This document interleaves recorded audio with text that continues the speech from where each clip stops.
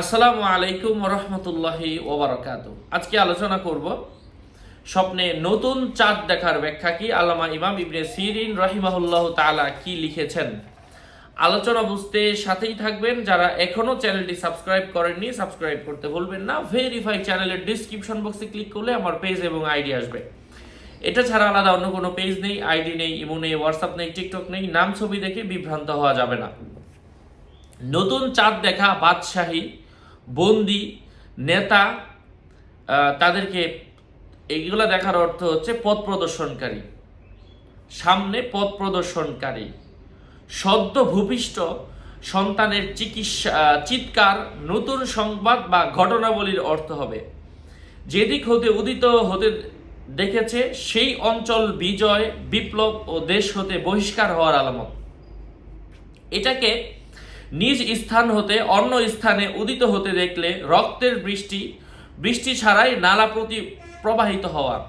মুয়াজ্জিনকে উঁচু মিনারায় আরোহণ করার উদ্দেশ্য হবে, কিন্তু মিনারা মানুষের দৃষ্টিকে উপরে উঠায় এবং মানুষ তার প্রতি আঙ্গুল দ্বারা ইশারা করে থাকে।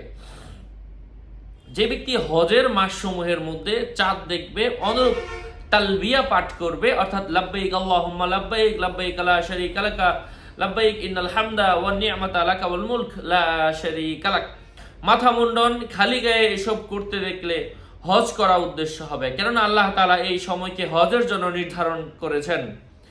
কেউ যদি স্বপ্নে দেখে পশ্চিম বা পূর্ব দিকে চাঁদ উদিত হচ্ছে, মানুষ চাঁদের দিকে তাকিয়ে বলছে এটা কি মাস শুরু হওয়ার না শেষ হওয়ার চাঁদ, তাহলে প্রসিদ্ধ কোনো কাজে তাদের কল্যাণ আসবে।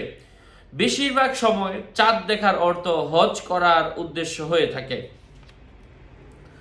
জমিনের মধ্যে চাঁদকে যদি কেউ পতিত হতে দেখে, তাহলে ওই এলাকার সম্মানিত ব্যক্তির মৃত্যু হবে।